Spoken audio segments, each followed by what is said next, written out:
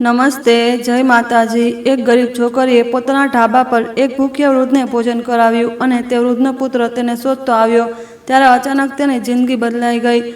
આકાશ ભૂખરું હતું, ઠંડીની ઠંડી હવા નાના ગામની દરેક શેરી ગલીમાંથી પસાર થઈ રહી હતી। લાલ માટીનો રસ્તો એક ચોક તરફ જતો હતો જ્યાં ડાંગરના ખેતરો ફેલાયેલા હતા અને પાકની કાપણી પછી ઘાસના કેટલાક ઢગલા બાકી હતા। ગામ શાંત હતું, બસ ક્યારેક દિવાળીની તૈયારીઓમાં લાગેલા ઘરોમાંથી એકબીજાના બોલવાનો અવાજ ગૂંજતો હતો। પ્રિયાનો ઢાબો એ ચોક પર ચૂપચાપ ઊભો હતો, એક નાનો જૂનો ઢાબો જેમાં લાકડાની કેટલીક ઘસાયેલી મેજ ખુરશીઓ અને ઈંટોના ટેકાથી ઊભી રાખેલી કેટલીક તૂટેલી પ્લાસ્ટિકની ખુરશીઓ હતી। ઢાબાની બહાર લાગેલું પ્રિયા કા ઢાબા સાદું ભોજન લખેલું બોર્ડ પણ તડકા અને વરસાદથી ઝાંખું પડી ગયું હતું। ઢાબાની અંદરનું વાતાવરણ પહેલાં કરતાં પણ વધુ ઉદાસ હતું। પ્રિયા રસોડાના ખૂણામાં બેઠી હતી, તેના પાતળા હાથ ધ્રુજી રહ્યા હતા। તે હિસાબની ચોપડીના પાના પલટાવી રહી હતી, તેની આંખોમાં ચિંતા સ્પષ્ટ દેખાતી હતી। તેના પિતા એક નબળા સફેદ વાળવાળા વૃદ્ધ ઢાબાના એક ખૂણામાં સંકોચાઈને બેઠા હતા। તે ઠંડીથી બચવા માટે વધુ લાકડા બાળવા માંગતા ન હતા, કારણ કે તેમને ખર્ચની ચિંતા હતી। તેમની તરફથી હળવા નિસાસા સંભળાતા હતા, પણ તોય તેમણે પોતાની દીકરીને હિંમત આપવાનો પ્રયાસ કર્યો। બેટા, ચિંતા ન કર, બધું બરાબર થઈ જશે। સારા કામ હંમેશા શાંતિ લાવે છે, યાદ છે ને? પ્રિયાએ પોતાના પિતા તરફ જોયું, તેની આંખોમાં થાક અને આશાની એક હળવી કિરણ હતી। પિતાના શબ્દોએ તેને તે દિવસોની યાદ અપાવી જ્યારે તેની માતા જીવિત હતી, જે હંમેશા તેને શીખવતી હતી કે દયા એ સૌથી કિંમતી સંપત્તિ છે જે માણસ કોઈને આપી શકે છે। પણ હવે તેને ખાતરી નહોતી કે આ વિશ્વાસ જાળવી શકશે। બહાર હળવો વરસાદ શરૂ થઈ ગયો હતો। પ્રિયાએ પોતાનો પાતળો શાલ વધુ કસી લીધો, ચોપડીમાં લખેલી નાની રકમ અને મહિનાના અંતે ચૂકવવાના કર્જને જોયું। તે ધીમેથી બબડી, જો હું આનું આયોજન ન કરી શકી તો હું શું કરીશ? બરાબર તે જ સમયે લાકડાનો ચળચળાટ કરતો દરવાજો ખુલ્યો અને એક વૃદ્ધ અંદર આવ્યા। તેમનું આખું શરીર ભીંજાયેલું હતું, તેમના થીગડા મારેલો કોટ ઠંડી હવાઓથી બચવા માટે પૂરતો ન હતો। તેમના બૂટ ફાટેલા હતા, જેનાથી તેમને પાતળા કાદવવાળા પગ દેખાતા હતા। તેમની આંખોમાં થાક અને આશાની એક નબળી કિરણ બંને હતી। બહેનજી, તેમણે ધ્રુજતા અવાજે કહ્યું, મને કંઈ ખાવા આપો, મેં 3 દિવસથી કંઈ ખાધું નથી। પ્રિયા એક ક્ષણ માટે સ્તબ્ધ થઈ ગઈ। તેમણે પોતાની સામે ઊભાલા તે વૃદ્ધને જોયા અને ધ્રુજતા હાથે પોતાની ફાટેલી પાઘડી પકડી રહ્યા હતા। તે છબીએ તેને તે દિવસોની યાદ અપાવી જ્યારે તેનો પરિવાર પણ મુશ્કેલીમાં હતો, જ્યારે તેની માતાએ પરિવારનું પેટ ભરવા માટે કટોરી પટોરી ચોખા ઉધાર લેવા પડતા હતા। તે દિવસે એક અજાણ્યાએ પોતાનું ભોજન વેચ્યું હતું, જેનાથી તે અને તેની માતા કૃતજ્ઞતામાં રડી પડ્યા હતા। પણ પછી પ્રિયાએ ખાલી ઢાબાને જોયો। રસોડામાં બસ થોડા ચોખા અને ચિકનના કેટલાક ટુકડા બચ્યા હતા, જે તેણે પોતાના પિતા માટે બચાવી રાખ્યા હતા। તેણે પોતાને પૂછ્યું, શું હું ત્યારે આપી શકું છું જ્યારે હું પોતે તૂટી રહી છું? જો મેં તેમને મદદ કરી તો હું શું આવતીકાલનો સામનો કરી શકીશ? ખૂણામાં બેઠેલા તેના પિતા બધું જોઈ રહ્યા હતા। તેમણે કંઈ ન કહ્યું, બસ ધીમેથી માથું હલાવ્યું, જાણે કહી રહ્યા હોય, જે સાચું છે તે જ કર। પ્રિયાએ ઊંડો શ્વાસ લીધો અને આગળ વધવાનો નિર્ણય કર્યો। તેણે વૃદ્ધને નરમાશથી કહ્યું, તમે બેસી જાઓ, હું તમારા માટે કંઈક બનાવું છું। પ્રિયા રસોડામાં ગઈ, બચેલા ચોખા અને ખીચડી બનાવવાની તૈયારી કરવા લાગી। તેણે ચિકનના કેટલાક નાના ટુકડા કાપ્યા। તેના હાથ સતત ધ્રુજી રહ્યા હતા જ્યારે તે પૈસા વિશે વિચારી રહી હતી, જે આ ભોજન પછી તેની પાસે જતા રહેશે। પણ જ્યારે તેણે ખીચડીમાંથી નીકળતા ધુમાડાને જોયો ત્યારે તેણે પોતાને કહ્યું, માં, હું આ તમારા માટે કહી રહી છું, તે બધા માટે જે તમે મને શીખવ્યું છે। જ્યારે ગરમ ખીચડીનો વાટકો તેમની સામે મુકાયો અને વૃદ્ધની આંખોમાં આંસુ આવી ગયા, તેમણે ચમચી ઉઠાવી અને ખાતા ખાતા રૂંધાયેલા ગળે કહ્યું, તમારો ખૂબ ખૂબ આભાર, મેં ઘણા સમયથી આટલું સારું ભોજન નથી ખાધું। તેમણે ઢાબાની આસપાસ જોયું, તેમની નજર દિવાલના ખૂણામાં લાગેલી એક જૂની તસવીર પર જઈને અટકી ગઈ। તે પ્રિયાની માતાની તસવીર હતી। તે પોતે જ બબડ્યા, આ મહિલા ખૂબ જ જાણીતી લાગી રહી છે। આ વાતથી પ્રિયા થોડી મૂંઝવણમાં પડી ગઈ। તે વધુ પૂછવા માંગતી હતી પણ પછી અટકી ગઈ, બસ ચૂપચાપ હસી દીધી। તે રસોડામાં પાછી ચાલી ગઈ અને સાફ સફાઈ કરવા લાગી। તેના મનમાં મિશ્ર ભાવો ઉમટી રહ્યા હતા, ચિંતા, પસ્તાવો, પણ સાથે જ એક વિચિત્ર રાહત પણ। રાત થઈ ગઈ હતી, ચોક પરનો નાનો ઢાબો ફરીથી ખામોશીમાં ડૂબી ગયો, પણ પ્રિયાને ખબર ન હતી કે ખીચડીનો તે સાદો વાટકો જે તેણે હમણાં જ આપ્યો હતો, ઘટનાઓની એક એવી શૃંખલાની શરૂઆત કરશે જે તેની જિંદગી હંમેશા માટે બદલી દેશે। બહાર વરસાદ હજી પણ ઝરમર વરસી રહ્યો હતો। જૂની છત પર પડતા ટીપાં એવા લાગતા હતા જાણે જમીન અને આકાશના નિસાસા હોય। ઢાબાની અંદરનું વાતાવરણ વિચિત્ર રીતે શાંત થઈ ગયું હતું। આનંદજી, તે વૃદ્ધ એક ઘસાયેલી લાકડાની મેજ પર સંકોચાઈને બેઠા હતા। તેમના ધ્રુજતા હાથ ગરમ ખીચડીના વાટકાને પકડી રહ્યા હતા। તે ખાતા ખાતા ચૂપચાપ પોતાના આંસુ લૂછી રહ્યા હતા, તે આંસુ જે આટલા દિવસોની ભટકણ પછી સુકાઈ ચૂક્યા હતા। આજે એક ગરમ ભોજનથી ફરીથી ઉમટી આવ્યા હતા. પ્રિયા દૂરથી તેમને જોઈ રહી હતી. તેનું હૃદય વિચારોના ભારથી ભારે હતું. આનંદજીની મદદ કરવાના નિર્ણયે તેને રાહત આપી હતી, પણ ચિંતા પણ હતી. તે થોડુંક ભોજન તેના પિતાના રાતના ભોજન માટે હતું. શું તે સાચું કહી રહી હતી કે પોતાને વધુ મુશ્કેલીમાં મૂકી રહી હતી? તેણે ધીમેથી એક નિશ્વાસો નાખ્યો. એક જૂની યાદ ધીમી ફિલ્મની જેમ તેની આંખો સામે ફરી વળી. તે દિવસો જ્યારે તેની માતાનું હમણાં જ અવસાન થયું હતું. આખો પરિવાર ગરીબીમાં ડૂબી ગયો હતો. એક ઠંડી શિયાળાની સાંજે તેના પિતાએ એક અજાણ્યા ઘરનો દરવાજો ખટખટાવ્યો હતો. પોતાની દીકરીનું પેટ ભરવા માટે ભોજન માંગ્યું હતું. તે મહિલાએ વધુ કંઈ ન કહ્યું, બસ ચૂપચાપ પિતા પુત્રીને ગરમ ખીચડીનો એક વાટકો આપ્યો અને સાથે એક વાત કહી જે પ્રિયા ક્યારેય ભૂલી ન શકી. મુશ્કેલીમાં કોઈની મદદ કરવી પોતાના માટે પુણ્ય કમાવા જેવું છે. પ્રિયાએ પોતાના પિતા તરફ જોયું, જે દિવાલથી ટેકો લઈને બેઠા હતા. તેમની આંખો થાકેલી હતી, પણ તેમાં હજી પણ સહાનુભૂતિ ભરી હતી. તેમણે ધીમેથી કહ્યું, જાણે પોતાની દીકરીના મનની વાત વાંચી લીધી હોય. શું તને આ તે ખીચડીના વાટકાનો અફસોસ છે? પ્રિયાએ માથું હલાવ્યું, પણ તેની અવાજ ધ્રુજી રહી હતી. ના, મને બસ ચિંતા છે કે આપણી પાસે વધુ કાંઈ નથી. જો તમારી તબિયત ઠીક ન રહી તો હું શું કરીશ? તેના પિતા હસ્યા. તેમની આંખોમાં ગરમાહટ હતી. ગરીબ લોકો એમ જ એકબીજાની મદદ કરે છે દીકરી. પોતાની સચ્ચાઈને બચાવી રાખવી પોતાને બચાવી રાખવા જેવું છે. એ ન ભૂલ કે આપણને પણ બીજાઓ પાસેથી ઘણી દયા મળી છે. પિતાના શબ્દોએ પ્રિયાના દિલમાં એક નાની જ્યોત પ્રગટાવી દીધી, જેણે તેના મનમાં ડરને અમુક હદ સુધી દૂર કરી દીધો. તેણે પોતાને કહ્યું, કદાચ આનંદજીની મદદ કરવી માત્ર એક સારું કામ નથી, પણ પોતાની સ્થિતિમાં સાંત્વના મેળવવાનો એક રસ્તો પણ છે. આનંદજી ખાતા ખાતા ધીમેથી બોલ્યા. તેમની અવાજ રૂંધાયેલી હતી. આ ખીચડી મેં ખાધેલી કોઈ પણ વસ્તુ કરતાં સારી છે. તમે મારો જીવ બચાવ્યો. તમારો ખૂબ ખૂબ આભાર. પ્રિયાએ બસ એક હળવી સ્મિત સાથે જવાબ આપ્યો. પણ જ્યારે આનંદજીએ દિવાલના ખૂણા તરફ જોયું, જ્યાં તેની માની જૂની તસવીર લટકી હતી, તો અચાનક બબડ્યા. તે કોઈ એવી મહિલા જેવા લાગે છે જેને હું ઓળખતો હતો. તેમની વાતથી પ્રિયા થોડી મૂંઝવણમાં પડી ગઈ, પણ તેણે વધુ કંઈ ન પૂછ્યું. બસ ચૂપચાપ પોતાના કાઉન્ટર પર પાછી આવી અને પોતાનું કામ કરવા લાગી. અચાનક ઝડપી પગલાંનો અવાજ થયો. સુનીતા પાડોશન, જે અવારનવાર ઢાબા પર આવતી હતી. સુનીતાની નજર આનંદજી પર ઉપરથી નીચે સુધી પડી, જેમાં પારખવાનો ભાવ હતો.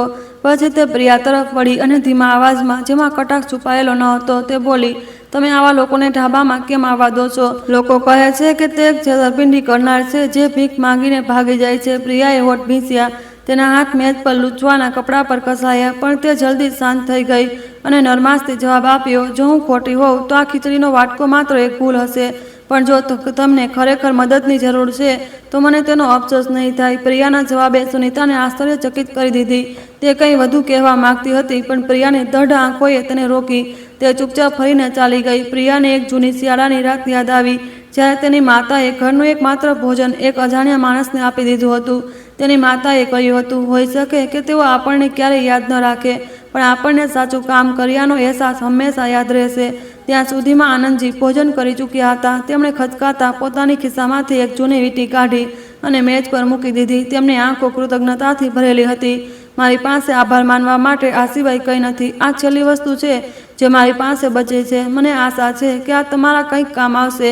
પ્રિયાએ જલ્દીથી હાથ હલાવ્યો. તમારે આવું કરવાની જરૂર નથી. મને કોઈ બદલાની અપેક્ષા નથી. પણ જ્યારે તેની નજર વીંટી પર પડી તો તે એક વિચિત્ર અહેસાસ થયો. તે વીંટી પર એક જાણીતું પ્રતીક બનેલું હતું, બરાબર તેવું જ પ્રતીક જે તેની માતાના ગળાના હાર પર હતું, જે જૂની તસવીરમાં દેખાઈ રહ્યું હતું. પ્રિયાએ વીંટી ઉઠાવી. તેનું હૃદય ધબકવા લાગ્યું. તેણે આનંદજી તરફ જોયું. તેની આંખો ચિંતા અને જિજ્ઞાસાથી ભરેલી હતી. શું તમે મારી માતાને ઓળખતા હતા? આનંદજીએ ઉપર જોયું. તેમના ચહેરા પર આશ્ચર્ય હતું, પણ જવાબ આપતા પહેલા તેમણે એક ઊંડો શ્વાસ લીધો. તેમની આંખો કોઈ દૂરના બિંદુ પર ટકી ગઈ, જાણે કોઈ પીડાદાયક વાતને યાદ કરી રહ્યા હોય. પ્રિયાનો સવાલ હવામાં જ લટકી ગયો. પાછળ છોડી ગયો એક જિજ્ઞાસા અને અનસુલઝો અહેસાસનો ઢગલો. બીજા દિવસે આકાશ હજી પણ ભૂખરું હતું. કાળા વાદળો આખા ગ્રામીણ વિસ્તાર પર છવાયેલા હતા, જે એક ઠંડા દિવસનો સંકેત આપી રહ્યા હતા. ઠંડી હવાના ઝાપટાથી ગલીની બહાર સૂકા પાંદડા ઉડીને પ્રિયાના ઢાબા તરફ જવાના રસ્તા પર ફેલાઈ ગયા. ઢાબાની અંદર પ્રિયા કાઉન્ટર પર ગમગીન બેઠી હતી. તેની આંખો દરાજમાં ગણેલા છૂટા પૈસા પર ટકેલી હતી. વારંવાર ગણ્યા પછી પણ તે જાણતી હતી કે આ રકમ મહિનાના અંતે કર્જ ચૂકવવા માટે પૂરતી નથી. પ્રિયાની નજર અજાણતા ઢાબાના ખૂણા પર ગઈ, જ્યાં તેની માતાનો ચાંદીનો એક હાર એક લાલ કપડામાં સાચવીને લટકાવવામાં આવ્યો હતો. આ છેલ્લી નિશાની હતી જે તેની માતાએ છોડી હતી, પ્રેમ અને ત્યાગનું પ્રતીક. પણ હવે એ વિચારીને તેનું દિલ બેસી જતું હતું કે કર્જ ચૂકવવા માટે કદાચ તેને આ હાર પણ વેચવો પડે. જ્યારે પ્રિયા ઢાબો સાફ કરી રહી હતી તો દરવાજામાંથી ભારે પગલાંનો અવાજ આવ્યો. માથું ઊંચકીને જોતા તેને ઠાકુર સાહેબને ઓળખ્યા. એક આધેડ ઉંમરનો માણસ જેની શકલ ડરામણી અને આંખો તેજ હતી. ઠાકુર સાહેબ જ તે સાવકાર હતા જેમણે કેટલાક મહિના પહેલા તેને ઢાબો સુધારવા માટે પૈસા ઉધાર આપ્યા હતા. તે અંદર આવ્યા, મેજ પર જોરથી ચાનો ગ્લાસ મૂક્યો અને કોઈ આનાકાની વગર સીધું કહ્યું, હું તને યાદ અપાવવા આવ્યો છું કે આ મહિનાના અંતે પૈસા ચૂકવવાની છેલ્લી તારીખ છે. જો નહીં ચૂકવે તો તે હાર મારો થયો. પ્રિયાએ શાંત રહેવાનો પ્રયાસ કરતા ધીમેથી સમજાવવાનો પ્રયાસ કર્યો. ઠાકુર સાહેબ, આજકાલ મારો ઢાબો ખાલી ચાલી રહ્યો છે. મને આયોજન કરવા માટે થોડો વધુ સમય જોઈએ. પણ ઠાકુર સાહેબે કોઈ સહાનુભૂતિ ન બતાવી. તે ખુરશી પર પાછળ ઝૂકીને વ્યંગ્યાત્મક રીતે હસ્યા. મને કારણથી કોઈ મતલબ નથી. 1 મહિના પછી જો પૈસા ન મળ્યા તો તે મને દોષ ન દેતી. તેમની વાત પ્રિયાના દિલમાં ચાકુની જેમ ભોંકાઈ. તે ઊભા થયા અને ધીમે ધીમે દરવાજામાંથી બહાર ચાલ્યા ગયા. ઢાબામાં એક ભારે વાતાવરણ છોડી ગયા. ઠાકુર સાહેબના ગયા પછી પ્રિયા ખુરશી પર બેસી ગઈ અને માથું પકડી લીધું. નિરાશા અને દબાણની ભાવનાઓ જાણે તેનું હૃદય નીચોવી નાખ્યું હોય. તેણે પોતાના નાના ઢાબાને જોયો જે ક્યારેક તેની સૌથી મોટી આશા હતી, હવે એક બોજ બની ગયો હતો જેનો કોઈ રસ્તો ન હતો. સાંજે પ્રિયાના પિતાને ઠાકુર સાહેબના આવવાની વાત ખબર પડી. તે ચિંતિત થઈ ગયા અને પોતાની દીકરીને હિંમત આપવાનો પ્રયાસ કર્યો. તે હાર તારી માતાની નિશાની છે. જો જરૂર પડી તો હું તારી મદદ માટે કોઈ કામ શોધી લઈશ. તેમને તે વસ્તુ ન લેવા દેતી. પિતાના શબ્દો સાંભળીને પ્રિયાનું દિલ વધુ દુખી ગયું. તેના પિતા વૃદ્ધ થઈ ચૂક્યા હતા. તેમના પગ હવે મજબૂત ન હતા. તોય તેની મદદ કરવા માગતા હતા. તે જાણતી હતી કે તે વધુ કંઈ કરી શકતા નથી અને આ લાચારી તેના ખભા પર વધુ ભારે પડી રહી હતી. ઢાબાના ખૂણામાં આનંદજી ચૂપચાપ બેઠા બધું સાંભળી રહ્યા હતા. થોડી વાર પછી તેમણે ધીમેથી પૂછ્યું, શું તને ખરેખર આટલા મોટા અમાઉન્ટની જરૂર છે? પ્રિયાએ તેમની તરફ જોયું. આ અણધાર્યા સવાલ પર આશ્ચર્યચકિત હતી, પણ તેને બસ સંક્ષિપ્તમાં જવાબ આપ્યો, હું આ ઢાબો ખોવા માંગતી નથી. આ મારા અને મારા પિતા માટે બધું જ છે. આનંદજીએ માથું હલાવ્યું.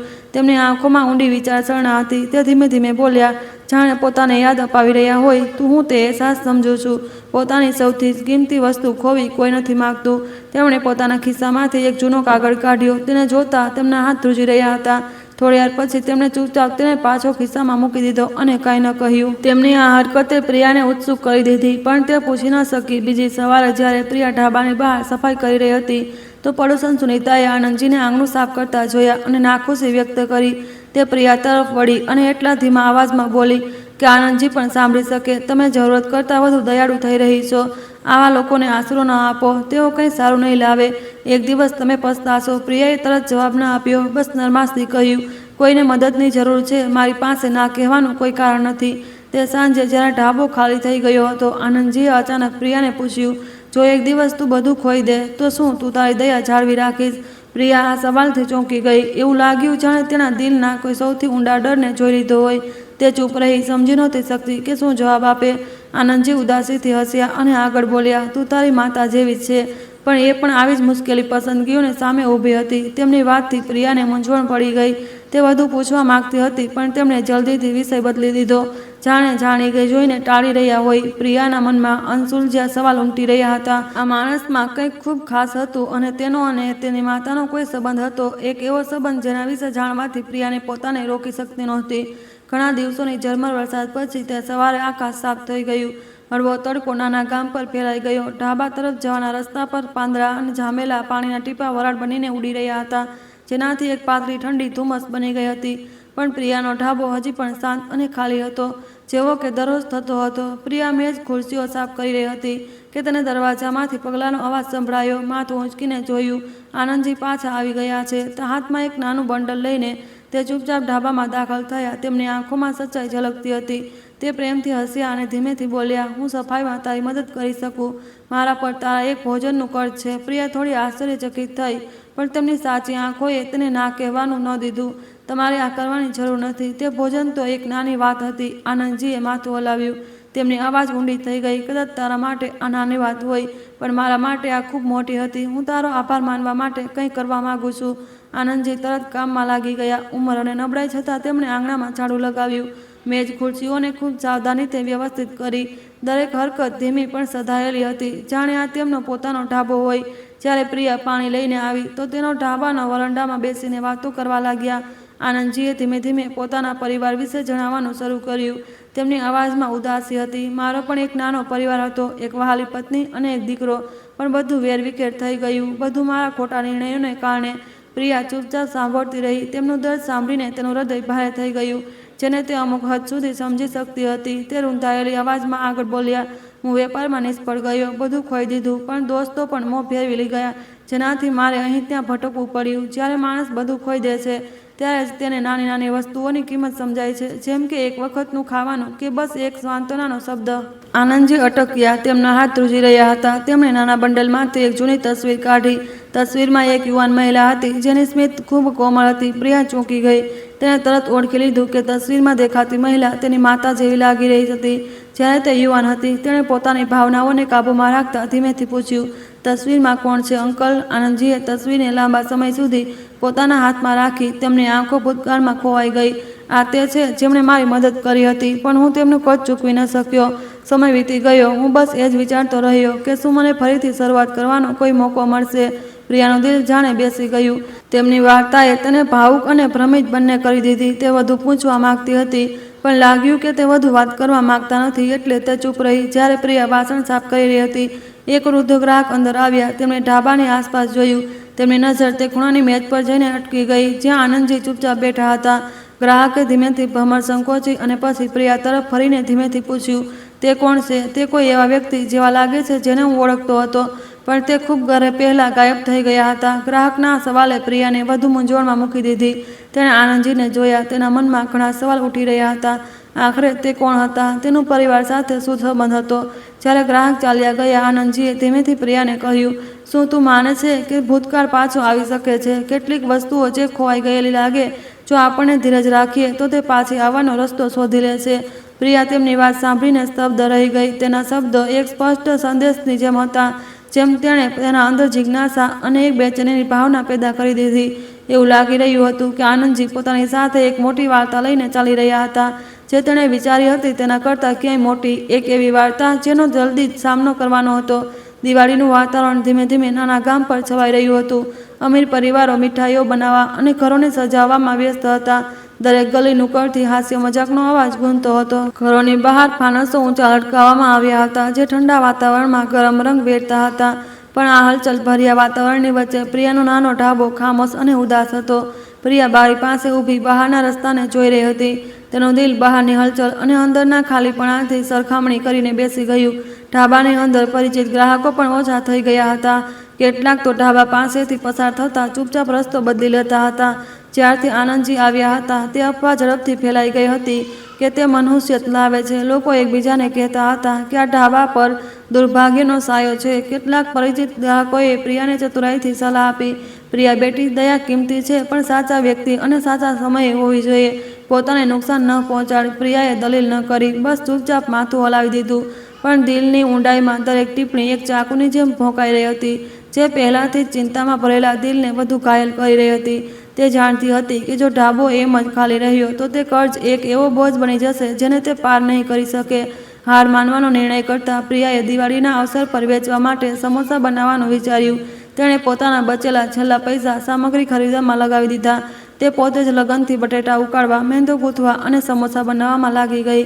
બટેટા, મસાલા અને મેંદાની ખુશ્બુ ઠંડા વાતાવરણમાં ફેલાઈ ગઈ, જેનાથી પ્રિયાને પોતાની માતાની યાદ આવી ગઈ. દરેક દિવાળી પર તેની માતા પણ ચૂલા પાસે બેસીને તેને મુશ્કેલીઓથી પાર મેળવવા માટે હિંમત આપતી હતી.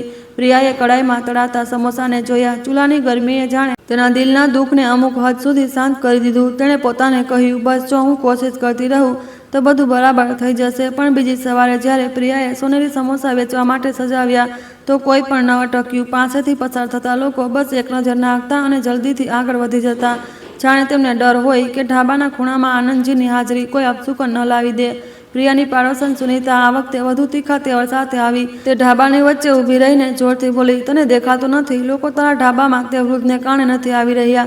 તું આ રીતે દયાળુ બની રહીશ તો માત્ર પોતાને જ દુઃખ આપીશ. પ્રિયાએ પોતાને શાંત રાખવા માટે એક ઊંડો શ્વાસ લીધો અને પછી નરમાશથી જવાબ આપ્યો, હું એ જ કરી રહી છું જે મને સાચું લાગે છે. કોઈ આવે કે ન આવે તે તેમની પસંદ છે. આનંદજી ખૂણામાં ચૂપચાપ બેઠા બધું સાંભળી રહ્યા હતા.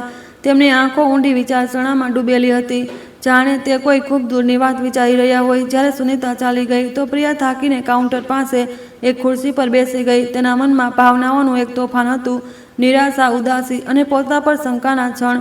તેણે પોતાને પૂછ્યું, શું હું સાચું કહી રહી છું કે તે બધી ટીકાઓ સાચી છે? આ શાંત વાતાવરણમાં આનંદજી પ્રિયાની સામે આવીને ઊભા થઈ ગયા. તેમની અવાજ ધીમી પણ સમજદારીથી ભરી હતી. તે કોઈના કરતાં પણ વધુ સારા કામ કર્યા છે જેમને હું મળ્યો છું, પણ ક્યારેક દયાની પણ કિંમત ચૂકવવી પડે છે. પ્રિયાએ ઉપર જોયું. તેની થાકેલી આંખો આનંદજીની અનુભવી આંખો સાથે મળી. તેના મનમાં સવાલ ઉઠવા લાગ્યા. આનંદજીએ અબજો સાથે આગળ કહ્યું, હું એક એવા વ્યક્તિને મળ્યો હતો જે તારા જેવો હતો. તે બીજાઓ માટે જીવતા હતા, પણ અંતમાં તેમણે તે ખોઈ દીધું જે તેમને સૌથી વધુ પ્રિય હતું. આનંદજીના શબ્દોએ પ્રિયાને અસહજ કરી દીધી. તેને લાગ્યું જાણે તેની ટીકા કરવામાં આવી રહી છે. પણ જ્યારે તેણે તેમનો ચહેરાને જોયો તો તેને અહેસાસ થયો કે આ કોઈ નિર્ણય ન હતો, પણ શબ્દોની પાછળ છુપાયેલું એક ઊંડું દર્દ હતું. બરાબર તે જ સમયે કમલાદેવી, જે ઢાબાની એક જૂની ગ્રાહક હતી, અંદર આવી. આનંદજીને જોઈને તેમણે ધીમેથી ભમર સંકોચી. ખીચડીનો વાટકો મંગાવ્યા પછી તેમણે પ્રિયાને બહાર ખેંચીને ધીમા અવાજે કહ્યું, પ્રિયા બેટી, હું તારા મામલામાં દખલ નથી કરવા માંગતી, પણ હું તને ખરેખર સલાહ આપું છું કે સાવધાન રહેજે. હું નથી જાણતી કે તે કોણ છે, પણ આવા લોકો અવારનવાર સીધા નથી હોતા. પ્રિયાએ બસ હસીને જવાબ આપ્યો, આભાર અમ્મા, પણ મારું માનવું છે કે દરેક કોઈ મદદનો હકદાર છે. પણ કમલાદેવીના શબ્દોએ પ્રિયાના મનમાં એક મોટી શંકા પેદા કરી દીધી હતી. તે આનંદજી વિશે સવાલ કરવા લાગી. આખરે તે કોણ હતા? તે શું છુપાવી રહ્યા હતા? જ્યારે ઢાબો ધીમે ધીમે ખાલી થઈ ગયો, પ્રિયાએ ખામોશીમાં મેજ ખુરશીઓ સાફ કરી. તેણે ખૂણા તરફ જોયું જ્યાં આનંદજી હજી પણ ઊંડી વિચારણામાં બેઠા હતા. તેમની આંખો જાણે કોઈ ખૂબ દૂરની જગ્યાને જોઈ રહી હોય, એક એવી જગ્યા જે રહસ્યોથી ભરી હતી અને જ્યાં સુધી તે હજી સુધી નહોતી પહોંચી શકતી. શાંત ગામ જે ફક્ત રોજબરોજની વાર્તાઓને આદિ હતું, હવે આનંદજી વિશેની ચર્ચાઓથી ગુંજી રહ્યું હતું. તે વૃદ્ધ ફાટેલા હાલ માણસ જે અચાનક ગામમાં પ્રગટ થયા હતા. બજારમાં, ગામમાં, રસ્તા પર દુકાનદારોથી લઈને ગૃહિણીઓ સુધી બધા સંદેહભરી નજરોથી તેમના વિશે ધીમા અવાજે વાત કરી રહ્યા હતા. તે અહીં જ રહેતા હતા નહીં? કેટલાક વર્ષો પહેલા આનંદ નામના એક માણસે કોઈ મોટું કૌભાંડ કર્યું હતું. ગામના લોકોના બધા પૈસા ડૂબાડી દીધા અને પછી કોઈ નિરાશ નિશાન વગર ગાયબ થઈ ગયો. અફવાઓ દૂર દૂર સુધી ફેલાઈ ગઈ, સાથે ભેદ લાવી ભરી નજરો અને અડધી અધૂરી વાર્તાઓ. લોકો આનંદજીને એક શંકાસ્પદ અજાણ્યા તરીકે જોઈ રહ્યા હતા, ન કે એક દયનીય વૃદ્ધ તરીકે. તે સવારે ગામની એક વૃદ્ધ મહિલા શાંતિદેવી પ્રિયાના ઢાબા પર આવી. ખીચડીનો વાટકો મંગાવ્યા પછી તેમણે ખૂણા તરફ જોયું જ્યાં આનંદજી હંમેશની જેમ ઊંડી વિચારણામાં બેઠા હતા. તેમણે જિજ્ઞાસાથી ભરી અવાજમાં પ્રિયાને પૂછ્યું, તે માણસ કોણ છે? ખૂબ જાણીતો લાગી રહ્યો છે, જેમ પહેલાં અહીં જ રહેતો હતો. પ્રિયાએ શાંત રહેવાનો પ્રયાસ કરતા જવાબ આપ્યો, તે બસ એક જરૂરતમંદ છે અમ્મા. પણ શાંતિદેવી અહીં ન અટક્યા. તેમણે પોતાની અવાજ ધીમી કરી અને જણાવવા લાગી, મને યાદ આવ્યું, તે બિલકુલ આનંદ નામના એક માણસ જેવા લાગે છે જેણે આ ગામમાં મોટો હોબાળો કર્યો હતો. તે સમયે તે કોઈ મોટો વેપાર કરતા હતા, પણ અંતમાં ઘણા લોકોના પૈસા ડૂબી ગયા. તે પછી તે ગાયબ થઈ ગયા. કોઈ નથી જાણતું કે ક્યાં ગયા. પ્રિયા ચૂપ રહી ગઈ. શાંતિદેવીની વાતોએ તેની દિલમાં ફૂંકાઈ રહી હતી. તે આ વિશ્વાસ કરવા માંગતી ન હતી કે જે માણસની તે મદદ કરી રહી છે તેનો ભૂતકાળ આવો હોઈ શકે છે. આખા દિવસ પ્રિયા આનંદજી પર નજર રાખતી હતી. તેમની આંખો હજી પણ દૂર સુધી જોઈ રહી હતી, જાણે તે પોતાની જ દુનિયામાં ખોવાયેલા હોય, પોતાના ચારે બાજુની અફવાઓથી બેખબર. પ્રિયાના મનમાં એક મોટો સવાલ ઉઠી રહ્યો હતો, જો તે ખરેખર એ જ માણસ છે તો શું હું તેમની મદદ કરીને કોઈ ભૂલ કરી રહી છું? જ્યારે ઢાબો ખાલી થઈ ગયો, પ્રિયાએ બધી હિંમત ભેગી કરીને આનંદજીનો સામનો કર્યો. તેની અવાજ ધ્રુજી રહી હતી, આનંદજી, શું તમે પહેલા આ ગામમાં રહેતા હતા? કેટલાક લોકો કહી રહ્યા છે કે તમે ભૂતકાળમાં કંઈક ખોટું કર્યું હતું. આનંદજી આ સવાલ પર આશ્ચર્યચકિત ન થયા. તેમણે ચાનો કપ નીચે મૂક્યો, થોડીવાર ચૂપ રહ્યા અને પછી ધીમે ધીમે જવાબ આપ્યો, હા, હું અહીં જ રહેતો હતો અને આ પણ સાચું છે કે મેં ભૂલો કરી હતી, પણ દરેક વાત એવી નથી જેવી લોકો વિચારે છે. તેમની આંખોમાં કોઈ ખચકાટ ન હતી, પણ એક ઊંડું દુઃખ છુપાયેલું હતું. તેમણે આગળ કહ્યું, ભૂતકાળ યાદ કરવા લાયક નથી, પણ મેં એક વસ્તુ રાખી છે જે મને યાદ અપાવે છે કે હું મારી ભૂલ ક્યારેય ન ભૂલું. તેમણે પોતાના ખિસ્સામાંથી એક નાની તસવીર કાઢી, તે જ યુવાન મહિલાની તસવીર જેની સ્મિત કોમળ હતી. પ્રિયાએ તરત ઓળખી લીધું કે આ તેની માતા જેવી દેખાતી તે જ તસવીર છે જે તેણે પહેલાં જોઈ હતી. પણ આ વખતે તેણે વધુ કંઈ ન પૂછ્યું, બસ ચૂપચાપ આનંદજીને તસવીરને ખિસ્સામાં મૂકતા જોયા, જાણે કોઈ કિંમતી ખજાનાની રક્ષા કરી રહ્યા હોય. તે સાંજે પ્રિયાએ આ વાર્તા પોતાના પિતાને સંભળાવી. તેમણે સાંભળીને થોડી ચિંતા વ્યક્ત કરી. તેમણે કહ્યું, પ્રિયા, તારે સાવધાન રહેવું પડશે. હોઈ શકે કે તે ખરાબ માણસ ન હોય, પણ જો તે મુસીબત લાવે છે તો તારે જ ભોગવવું પડશે. પ્રિયાએ પોતાના પિતાને જોયા. તેનું હૃદય દ્વિધામાં હતું.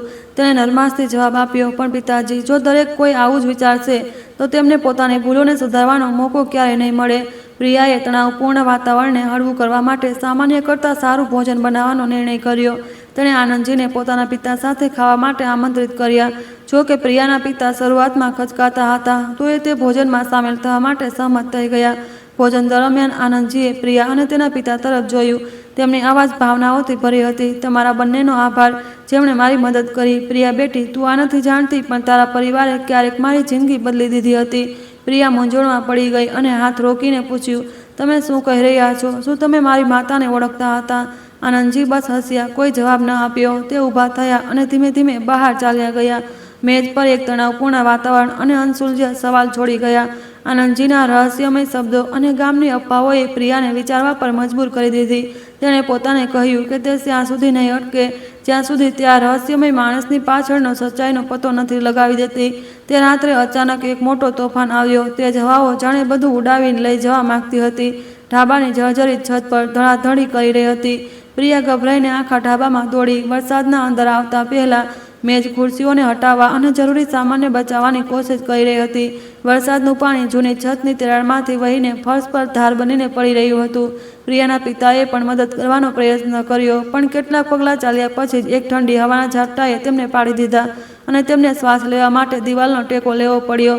પિતાજી, તમે કોશિશ ન કરો. પ્રિયાએ ચિંતિત થઈને પોતાના પિતાને અંદર ટેકો આપ્યો. તેમની ખાંસી વધતી જઈ રહી હતી અને તેમના ઘોઘરાતી શ્વાસથી પ્રિયા ડરી ગઈ. અડધી રાતની આસપાસ જ્યારે વરસાદ કંઈક ઓછો થયો, આનંદજી ચૂપચાપ પ્રિયા પાસે આવ્યા. તેમની આંખો ઊંડી હતી. તેમણે ધ્રુજતી પણ દ્રઢ અવાજમાં કહ્યું, તારે તારા પિતાને તરત હોસ્પિટલ લઈ જવા જોઈએ. તેમની હાલત ઠીક નથી લાગી રહી. પ્રિયા ખચકાઈ. તેના પર્સમાં એટલા પૈસા ન હતા કે તે હોસ્પિટલનો ખર્ચ ઉઠાવી શકે. એ વિચારીને તેનું દિલ બેસી ગયું પણ પોતાના પિતાને સતત ખાંસતા જોઈને તે વધુ રાહ જોઈ ન શકતી. પ્રિયાએ જલ્દીથી શાલ ઓઢી પોતાના પિતાને સાયકલ પર બેસાડ્યા અને આનંદજીની મદદથી તેમને નજીકની હોસ્પિટલ લઈ ગઈ. હોસ્પિટલમાં તપાસ પછી ડૉક્ટરે જણાવ્યું કે પ્રિયાના પિતાને તરત દાખલ કરવા અને ઇલાજની જરૂર છે. પ્રિયાએ હોસ્પિટલના બિલને જોયું. તેનું દિલ બેસી ગયું. રકમ એટલી વધુ હતી કે તે તેનું આયોજન કરી શકતી નહોતી. આ લગભગ અશક્ય હતું.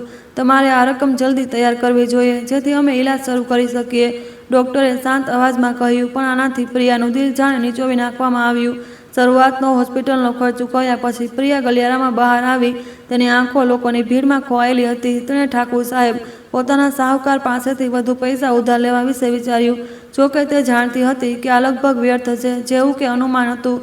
ઠાકુર સાહેબે બેરુખીથી ના પાડી દીધી. પ્રિયા, મેં તને કર્જ ચૂકવવા માટે ઘણો સમય આપ્યો છે. જ્યારે જૂનું કર્જ નથી ચૂકવ્યું તો વધુ ઉધાર લેવા વિશે ન વિચાર. પ્રિયા માથું ઝુકાવીને ચાલી ગઈ. આંસુ ચૂપચાપ વહેવા લાગ્યા. ગામના જાણીતા રસ્તાઓ અચાનક અજાણ્યા અને એકલા લાગવા લાગ્યા. જ્યારે પ્રિયા ઢાબા પર પાછી ફરી તો આનંદજી રાહ જોઈ રહ્યા હતા. તેમણે તેને કેટલાક જૂના નોટોનું એક બંડલ આપ્યું. તેમની આંખો ગંભીર હતી. આ પૈસા લે અને તારા પિતાનો ઇલાજ કરાવ. મારી પાસે વધુ નથી પણ મારી પાસે જે કંઈ પણ છે તે આ જ છે. પ્રિયાએ આશ્ચર્યચકિત થઈને આનંદજી તરફ જોયું અને પછી માથું હલાવી દીધું. તમે પણ મુશ્કેલીમાં છો. હું આ નથી લઈ શકતી. આનંદજીએ નરમાશથી જવાબ આપ્યો, પ્રિયા બેટી, કેટલાક કર્જ પૈસાથી નથી ચૂકવાતા. તારા પરિવારે મારી એક રીતે મદદ કરી હતી જે કદાચ તું નથી જાણતી. આ મારો તે કર્જને ચૂકવવાનો રસ્તો છે. પ્રિયાએ તેમને જોયા. કંઈક કહેવા માંગતી હતી પણ શબ્દ ગળામાં જ અટકી ગયા. તે નહોતી જાણતી કે તેના દિલ પર કઈ વાતનો બોજ વધુ હતો, કર્જનું દબાણ કે આનંદજીના રહસ્યમય શબ્દો. તોફાન પસાર થઈ ગયું પણ પોતાની પાછળ ઘણી તબાહી છોડી ગયું. ઢાબાની છત ખરાબ રીતે ક્ષતિગ્રસ્ત થઈ ગઈ. મેજ ખુરશીઓ વરસાદના પાણીમાં ભીંજાઈ ગઈ હતી અને ઢાબાનું વાતાવરણ ભેજવાળું અને ઠંડુ થઈ ગયું હતું. જે પરિચિત ગ્રાહકો પહેલાં આવતા હતા હવે તેઓ પણ નહોતા આવતા. પ્રિયાએ ઢાબાના સમારકામ માટે પોતાની માતાનો વારસાગત હાર વેચવા વિશે વિચાર્યું પણ જ્યારે તેણે પોતાના પિતાને આ વાત કહી તો તેમણે તરત વિરોધ કર્યો. ના પ્રિયા, આ છેલ્લી વસ્તુ છે જે તારી માતાએ આપણને આપી હતી. તેને વેચી દીધું તો બધી યાદો ખોવાઈ જશે. પ્રિયા ચૂપ રહી ગઈ પણ તે જાણતી હતી કે તેની પાસે વધુ વિકલ્પ નથી. તે રાત્રે જ્યારે પ્રિયાના પિતા આરામ કરી રહ્યા હતા, પ્રિયા થાકીને કાઉન્ટર પર જ સૂઈ ગઈ. તેણે ખબર ન પડી કે આનંદજી હજી પણ ઢાબામાં હતા. તેમણે ચૂપચાપ સફાઈ કરી, ઉપયોગ કરવા લાયક લાકડાના ટુકડાઓને એકઠા કર્યા, મેજ ખુરશીઓની મરામત કરી અને છતને એક જૂના તાલપત્રીથી ઢાંકી દીધી. સવારે જલ્દી જતા પહેલાં તેમણે કાઉન્ટર પર એક નાનો કાગળ છોડ્યો જેના પર લખ્યું હતું, તારી દયા માટે આભાર. આ મારો આભાર માનવાનો રસ્તો છે. પ્રિયા ઉઠી કાગળ જોયો. તેની આંખો ભીની થઈ ગઈ પણ જે વસ્તુએ તેને વધુ આશ્ચર્યચકિત કરી તે હતી તે કાગળ પર લખેલું એક નાનું પ્રતીક જે બિલકુલ તેની માતાના હાર પર બનેલા પ્રતીક જેવું હતું. પ્રિયાએ કાગળ ઉઠાવ્યો. તેનું હૃદય મૂંઝવણ અને સંદેહથી ભરાઈ ગયું. તેણે પોતાને પૂછ્યું, શું આ માત્ર એક સંયોગ છે કે આનંદજી અને મારા પરિવારની વચ્ચે કોઈ ખરેખર સંબંધ છે? આ સવાલ તેના દિમાગમાં ત્યાં સુધી ઘૂમતો રહ્યો જ્યાં સુધી તેણે નિર્ણય ન કરી લીધો કે તે સીધા આનંદજીને આ વિશે પૂછશે. પણ જ્યારે તે ઢાબામાંથી બહાર નીકળી તો તે સવારે જલ્દી જ ક્યાંક ચાલી ગયા હતા. એક એવો ખાલીપો છોડી ગયા જેનો જવાબ તે માંગતી હતી. પ્રિયા ઢાબાની સામે ઊભી રહી, તેની આંખો દૂર સુધી જોઈ રહી હતી. તેણે પોતાને કહ્યું કે તેને સચ્ચાઈનો પતો લગાવવો જ પડશે. હોસ્પિટલમાં એક લાંબી રાત પછી પ્રિયા સવારમાં ઢાબા પર પાછી ફરી. સૂરજની હળવી કિરણો પાતળી ધુમ્મસમાંથી છલકાઈને આવી રહી હતી, પણ તેનું દિલ હજી પણ ભારે હતું. ગઈ રાત્રે પોતાના પિતાને પથારી પર નબળા પડેલા જોઈને પ્રિયાએ પોતાના પહેલા કરતાં ક્યાંય વધુ અસહાય મહેસૂસ કરી. ઢાબામાં ઘૂસતા જ પ્રિયા આશ્ચર્યચકિત થઈ ગઈ. ઢાબો સાફ સુથરો હતો. જે મેજ ખુરશીઓ તોફાનમાં ખરાબ થઈ ગઈ હતી તેમને જૂના લાકડાના ટુકડાઓથી કામચલાઉ રીતે ઠીક કરી દેવામાં આવી હતી. છત પર તાડપત્રીને બરાબર ફેલાવીને લગાવવામાં આવ્યો હતો. પ્રિયા કાઉન્ટર પર ગઈ જ્યાં તેને એક નાનો કાગળ મળ્યો જેના પર સાફ સુથરી લખાવટમાં લખ્યું હતું, મારા પર વિશ્વાસ કરવા માટે આભાર. આ મારો તે દયાનો પાછી વાળવાનો રસ્તો છે. તે લખાવટની નીચે તે જ જાણીતું પ્રતીક હતું જે તેની માતાના હાર પર બનેલ પ્રતીક હતું. પ્રિયાએ કાગળને જોયો. તેનું હૃદય ભાવનાઓ અને મૂંઝવણથી ભરાઈ ગયું. તેમણે આ બધું માત્ર મારો આભાર માનવા માટે કર્યું. પ્રિયાએ પોતાને પૂછ્યું, આનંદજી વિશે તેના મનમાં સંદેહ હતા. તે જાણે ગાયબ થઈ ગયા. તે બપોરે જ્યારે પ્રિયા ઢાબો ફરીથી વ્યવસ્થિત કરી રહી હતી તો પાડોશન સુનીતા આવી. ઢાબાની સુધરેલી હાલત જોઈને પણ સુનીતાને કટાક્ષ કર્યો. તને વિચિત્ર નથી લાગતું? કોઈ આટલો સારો છે તો જરૂર કોઈ મતલબ હશે.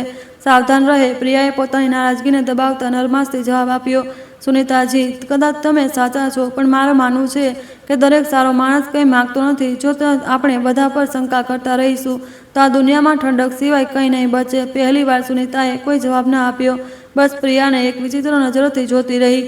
તે સાંજે એક આધેડ ઉંમરનો સારા કપડાં પહેરેલો માણસ ઢાબામાં આવ્યો.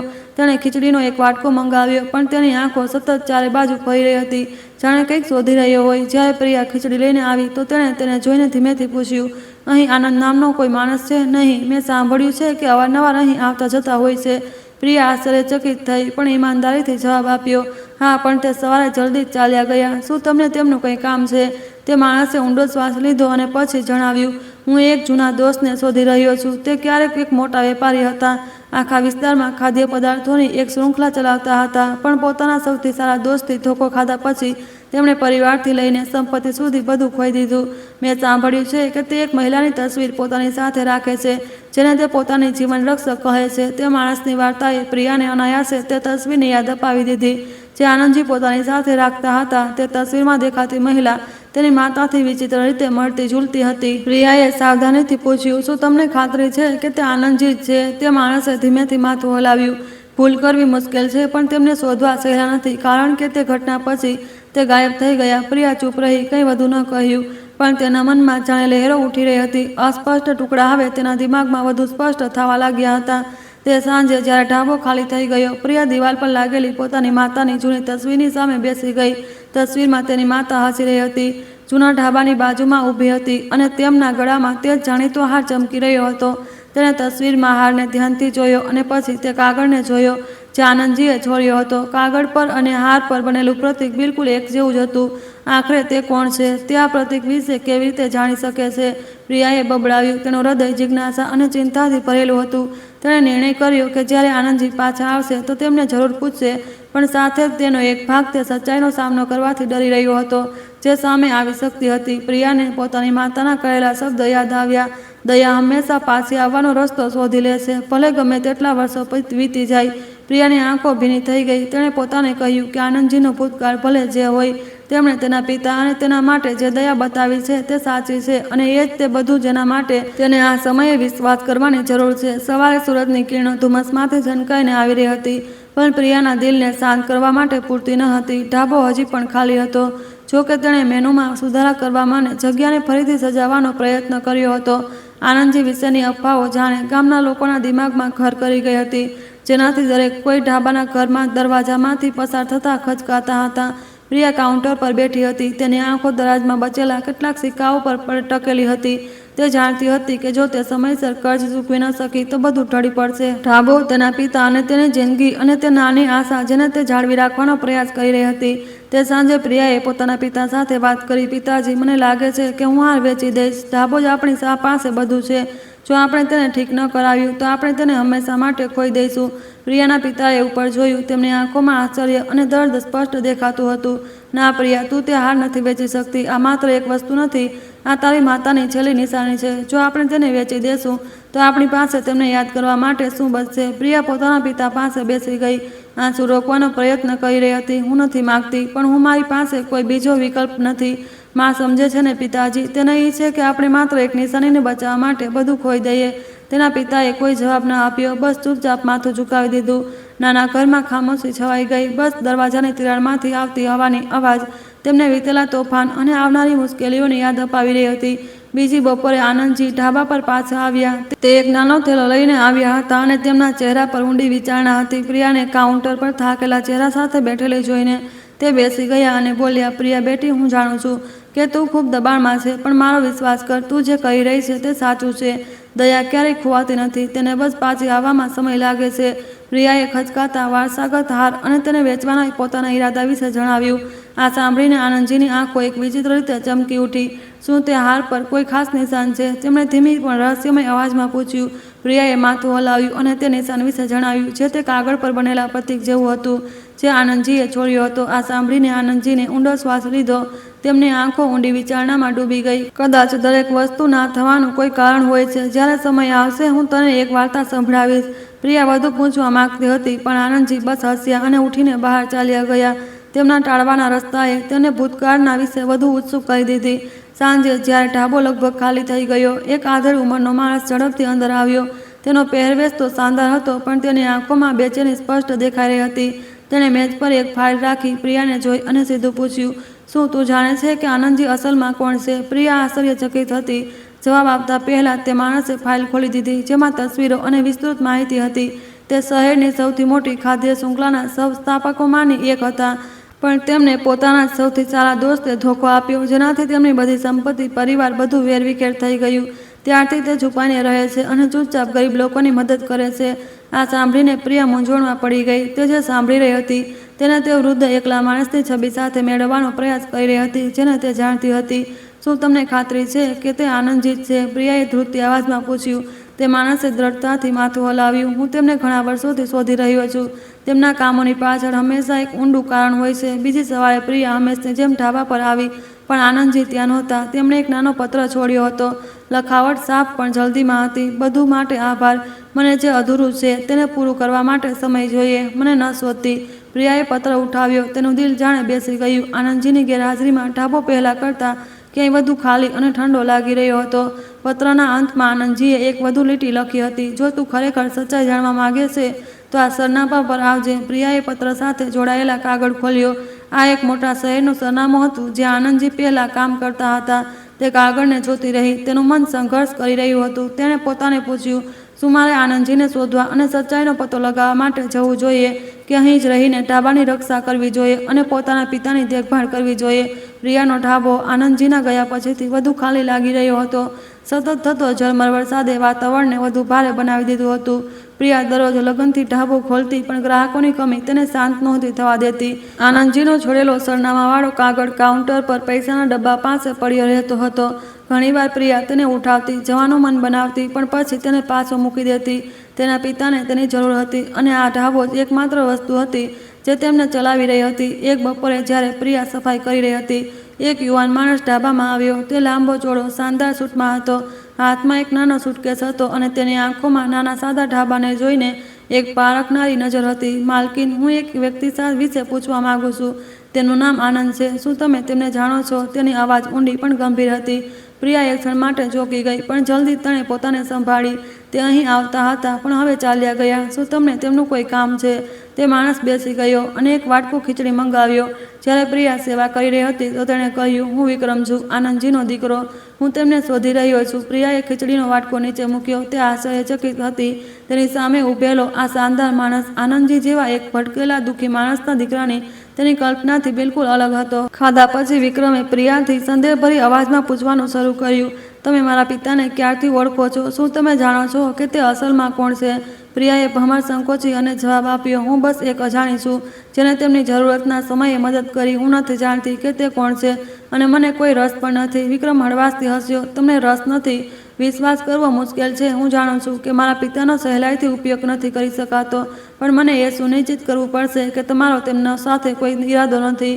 અપમાનિત મહેસૂસ કરતા પ્રિયાએ તીખી અવાજમાં કહ્યું, જો તમે આવું વિચારો છો તો તમારે અહીં આવીને મને પૂછવાની જરૂર નથી. મેં તેમને મદદ કરી કારણ કે મારું માનવું છે કે દરેક કોઈ મદદનો હકદાર હોય છે, કોઈ પણ ઉદ્દેશ્ય માટે નહીં. વિક્રમ કેટલાક સેકન્ડ માટે ચૂપ રહ્યો, પછી ધીમેથી માથું હલાવ્યું. કદાચ હું ખોટો હતો, પણ તમારે સમજવું પડશે, હું માત્ર મારા પિતાની રક્ષા કરવા માંગુ છું. હું નથી ઈચ્છતો કે તેમને વધુ ચોટ પહોંચે. વિક્રમે પોતાનું બટવો ખોલ્યો, એક જૂની તસવીર કાઢી અને પ્રિયાને આપી. આ તે જ છે જેને મારા પિતા હંમેશા પોતાની સાથે રાખે છે. તેમણે કહ્યું હતું કે એમણે તેમનો જીવ બચાવ્યો. શું તમે તેમને ઓળખો છો? પ્રિયા તસવીર જોઈને સ્તબ્ધ રહી ગઈ. સમય સાથે ઝાંખી થવા છતાં તેણે તસવીરમાં દેખાતી મહિલાને ઓળખી લીધી. તે મારી માતા છે, પ્રિયાએ રૂંધાયેલી અવાજમાં કહ્યું. વિક્રમ આશ્ચર્યચકિત થઈ ગયો. શું કહ્યું તમે? મારા પિતા હંમેશા આ તસવીર પોતાની સાથે રાખે છે. તેમણે ક્યારેય સાફ નથી જણાવ્યું, પણ હું જાણું છું કે આ મહિલા તેમના માટે ખૂબ મહત્વપૂર્ણ છે. પ્રિયાએ તસવીરને જોયું. તેમની ભાવનાઓ ઉમટી પડી. ઝાંખી યાદોથી તેની માતાની યુવાવસ્થાની છબી પહેલા કરતાં કે વધુ સાફ થઈ ગઈ. દયા અને ક્ષમાની તેમની શિક્ષાઓ તેના દિમાગમાં ગુંજી રહી હતી, જાણે માં તેના બાજુમાં જ ઊભી હોય. વિક્રમે ચૂપકી તોડી. જો તમે ખરેખર આખી વાર્તા જાણવા માંગો છો તો તે સરનામા પર ચાલો જે મારા પિતાએ છોડ્યું છે. હું તમારી સાથે ચાલીશ. પ્રિયાએ વિક્રમને જોયો. તેની આંખોમાં સચ્ચાઈ મહેસૂસ કરી, પણ તેના મનમાં હજી પણ ઘણા વિચારો હતા. ઢાબાને તેની જરૂર હતી, તેના પિતાને તેની દેખભાળની જરૂર હતી. શું તે સચ્ચાઈની શોધમાં જઈ શકતી હતી કે તેને અણસુલઝા સવાલો સાથે જીવવું પડશે? પ્રિયા કાઉન્ટર પર ઊભી રહી, હાથમાં તસવીર લીધેલી. તેનું હૃદય જાણે ભારે થઈ ગયું. એક વધુ મુશ્કેલ નિર્ણય તેની સામે હતો. પ્રિયાએ પોતાના એક નજીકના રિશ્તેદારને પોતાના પિતાની સારી દેખભાળ કરવાની હિદાયત આપી અને પછી વિક્રમ સાથે શહેર માટે નીકળી પડી. જો કે તે ખૂબ દ્વિધામાં હતી. પ્રિયા જાણતી હતી કે આનંદજી વિશે વધુ જાણવાનો એકમાત્ર મોકો છે તે માણસ જેના આવવાથી તેની જિંદગી બદલાઈ ગઈ હતી. રસ્તામાં પ્રિયા અને વિક્રમે વધુ વાતો કરી. વિક્રમે પોતાના એકલવાયા યુવાવસ્થા વિશે જણાવ્યું. જ્યારે પિતાના ગયા પછી તેને પોતે જ બધું સંભાળવું પડ્યું. વિક્રમની આંખોમાં પ્રિયાએ ઊંડું દુઃખ અને થોડી નારાજગી જોઈ. જવાબમાં પ્રિયાએ પોતાના પરિવારની મુશ્કેલીઓનું જણાવ્યું, પોતાની માતા અને દયાના પાઠ વિશે જણાવ્યું જે તે હંમેશા શીખવતી હતી. પ્રિયાની વાતોએ વિક્રમનું દિલ ધીમે ધીમે ખુલી ગયું. તે તેને એક અલગ નજરથી જોવા લાગ્યો, સંદેહથી નહીં પણ સહાનુભૂતિથી. બસ એક જૂના મહોલ્લાની સામે રોકાઈ, જ્યાંના ઘરોમાં સમયની સાથ ખામોશી વસી હતી. કાગળ પર લખેલા સરનામા મુજબ પ્રિયા અને વિક્રમ એક નાના ઘર સુધી પહોંચ્યા, જે ગલીના અંતમાં શાંત ઊભું હતું. દરવાજાની સામે એક કરમાયેલા કાગળના ફૂલોનો ગુચ્છો હતો. નજારો સાદો પણ વિચિત્ર રીતે શાંતિપૂર્ણ હતો. તેમણે દરવાજો ખટખટાવ્યો. એક વૃદ્ધ મહિલાએ દરવાજો ખોલ્યો. ઘરની માલકીન રમાદેવીએ વિક્રમને આશ્ચર્યથી જોયો.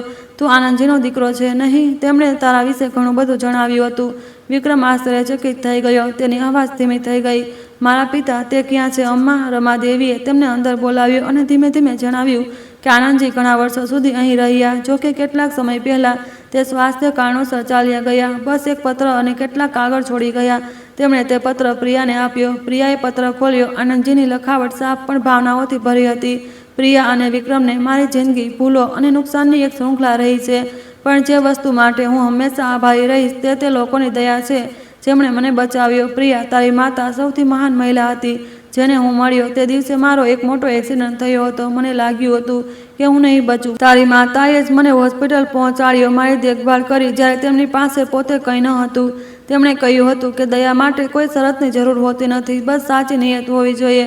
પછીના વર્ષોમાં મને ધોખો મળ્યો. મેં બધું ખોઈ દીધું, સંપત્તિ, પરિવાર અને સન્માન. હું વિક્રમથી દૂર ચાલ્યો ગયો કારણ કે મને લાગ્યું કે હું પિતા કહેવા લાયક નથી. ત્યારથી હું એક ભટકેલી જિંદગી જીવી રહ્યો છું, પોતાની ભૂલોના પ્રાયશ્ચિત કરવાના રસ્તા તરીકે જરૂરમંદોની મદદ કરવાની કોશિશ કરી રહ્યો છું. પ્રિયા, તું તે દયાની પ્રતીક છે જે તારી માતામાં હતી. હું તારી આંખોમાં તારી માતાને જોઉં છું અને આનાથી મને વિશ્વાસ થાય છે કે દયા ક્યારેય ભૂલાતી નથી. પ્રિયાએ પત્ર વાંચ્યો. તેને આંસુ વહેવા લાગ્યા. આનંદજીના શબ્દો તેના દિલમાં ભોંકાઈ રહ્યા હતા, પીડાદાયક અને માર્મિક બંને. વિક્રમ બાજુમાં ઊભો હતો. તેના ચહેરા પર પસ્તાવો હતો.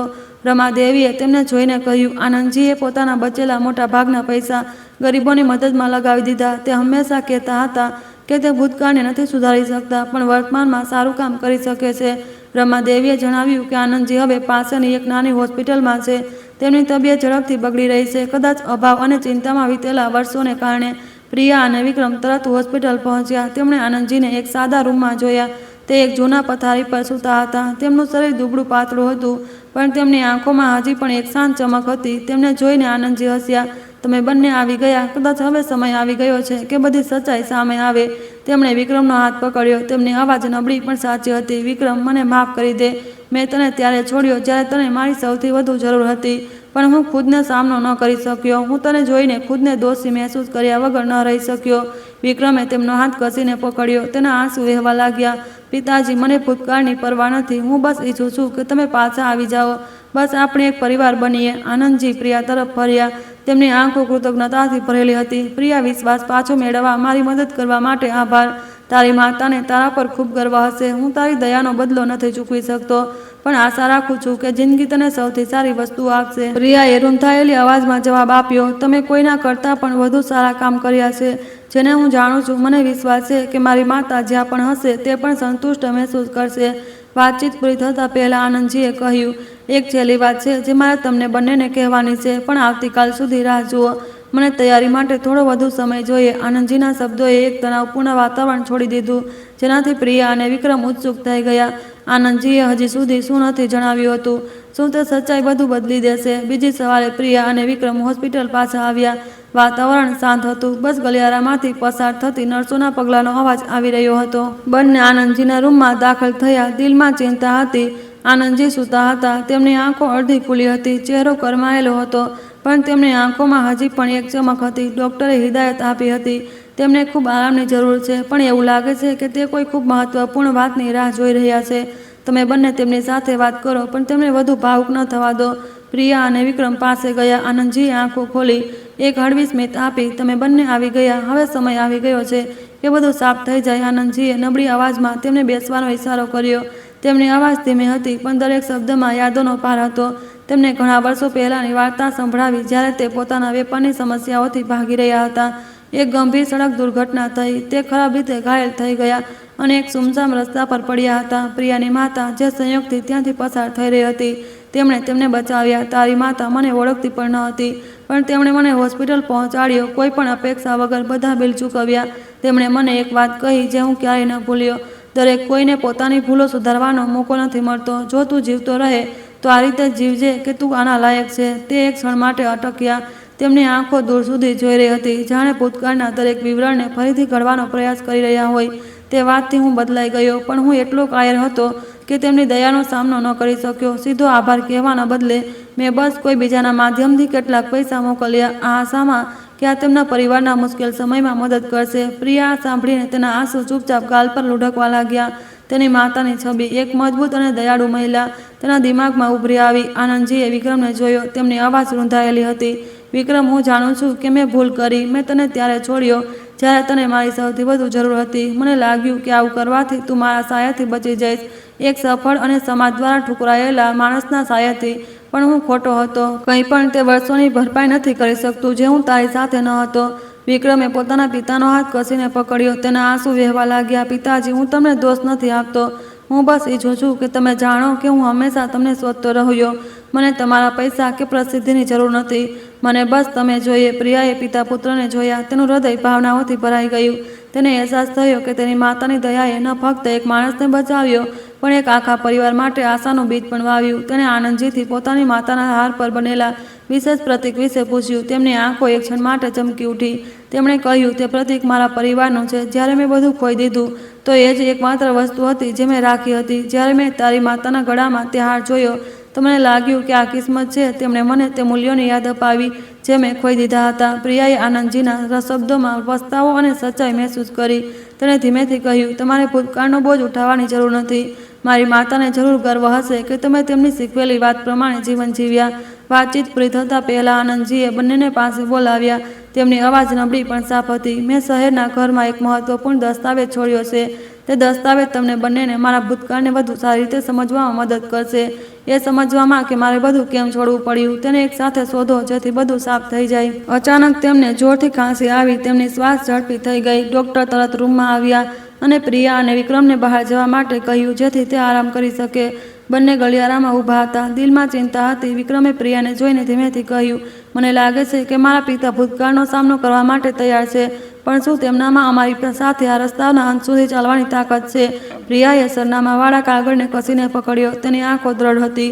અમારે આ કરવું પડશે, ન ફક્ત તેમના માટે પણ પોતાના માટે પણ. બધું સાફ થવું જોઈએ, ભલે જવાબ કંઈ પણ હોય. પ્રિયાના ખભા ભારે હતા. જ્યારે તે હોસ્પિટલના રૂમમાંથી બહાર નીકળી, ડૉક્ટરે સાફ કહી દીધું હતું કે જો સમયસર ઓપરેશન ન થયું તો આનંદજી કદાચ નહીં બચે. ઓપરેશન માટે જરૂરી રકમ તેની અને વિક્રમની ક્ષમતાથી ખૂબ વધુ હતી. વિક્રમ ખુરશી પર ચૂપચાપ બેઠો હતો. તેના ચહેરા પર લાચારી સ્પષ્ટ દેખાઈ રહી હતી. પ્રિયા, મારી પાસે થોડી બચત છે, પણ તે ખર્ચનો એક નાનો ભાગ જ છે. અમારે કોઈ બીજો રસ્તો શોધવો પડશે. પ્રિયાએ વિક્રમને જોયો. તેનું દિલ દીધામાં હતું. તેના દિમાગમાં પોતાની માતાનો છોડેલો હાર ઘૂમવા લાગ્યો.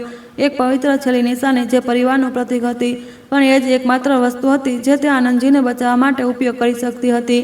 તે સાંજે પ્રિયા ઘરે પાછી ફરી અને પોતાના પિતા પાસે બેસી ગઈ. તેમણે તેને આંખોમાં દ્વિધા જોઈને પૂછ્યું, પ્રિયા, તું શું વિચારી રહી છે? શું આહાર વિશે છે? પ્રિયાએ માથું હલાવ્યું. તેની આંખોમાં આંસુ હતા. પિતાજી, હું તેને વેચવા નથી માંગતી, પણ જો ન વેચ્યો તો હું નથી જાણતી કે આનંદજીની મદદ કેવી રીતે કરું. તેના પિતાએ માથું હલાવ્યું. તેમની અવાજ ધ્રુજી રહી હતી. આ માત્ર એક વસ્તુ નથી, આ તે બધો પ્રેમ અને યાદો છે જે તારી માતાએ છોડી છે. આપણે ઘણું બધું ખોઈ દીધું.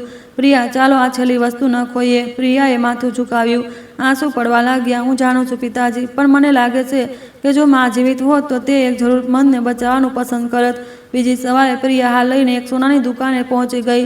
હારને હાથમાં પકડતા જ તેનું હૃદય યાદોથી ભરાઈ ગયું. તેને પોતાના બાળપણના દિવસો યાદ આવ્યા, જ્યારે તેની માતા હાર પહેરીને રોટલી બનાવતી હતી, તેની અને તેના પિતાની દેખભાળ કરતી હતી, એક કોમળ સ્મિત સાથે.